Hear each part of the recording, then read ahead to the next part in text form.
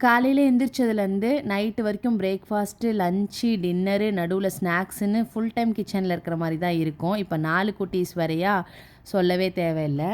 Husband கிட்டேருந்து நான் பார்த்து கற்றுக்கிட்ட ஒரு விஷயம், நிறைய டைம் பார்த்து வியந்து கூட போயிருக்கேன்.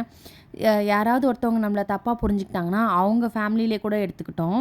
அவங்க எதாவது நினச்சா நினச்சிட்டு போட்டோம் அப்படின்னு சொல்லிட்டு தான் அவர் இருப்பார். போய் எக்ஸ்பிளைன் பண்ணுற ஒரு ஒரு இதுவே அவர்கிட்ட இருக்காது. பட் நான் அதுக்கு அப்படியே ஸ்ட்ரெயிட் ஆப்போசிட். ஐய்யயோ! நம்மளை தப்பாக நினச்சிட்டாங்களேன்னு சொல்லிட்டு போய் அந்த ஃபுல் ஸ்டோரியும் அவங்களுக்கு எக்ஸ்பிளைன் பண்ணி, அவங்க அதை புரிஞ்சுக்கணும்னு சொல்லி ட்ரை பண்ணுவேன். அதெல்லாம் முடிச்சுட்டு வெளியில் வரும்போது ஹஸ்பண்ட் என்கிட்ட கேட்பாரு, "நீ எதுக்கு இதெல்லாம் எக்ஸ்பிளைன் பண்ணிகிட்ருக்க?" "இல்லைங்க, அவங்க நம்மளை தப்பாக நினச்சிருப்பாங்களே, நம்ம அப்படி கிடையாதுல்ல" அப்படின்னு சொல்லி நான் சொல்லும்போது அவர் என்கிட்ட சொல்லுவார், "அவங்க உன்னை தப்பாக நினைக்கிறதால, அவங்க உன்னை மிஸ் அண்டர்ஸ்டாண்ட் பண்ணிக்கிறதால உனக்கு ஏதாவது வர்றது வராமல் போயிடுமா?" அப்படின்னு சொல்லிட்டு என்னை கேட்பாரு.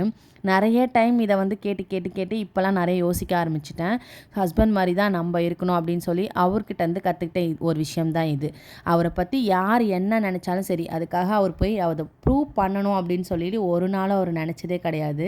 இந்த மாதிரி நீங்கள் உங்கள் ஹஸ்பண்ட் கிட்டேருந்து அடிபட்டு கற்றுக்கிட்ட விஷயம் என்ன அப்படின்னு மறக்காமல் கமெண்ட்டில் சொல்லுங்கள். நாளைக்கு வேறு ஷார்ட்ஸில் பார்க்கலாம். பாய்.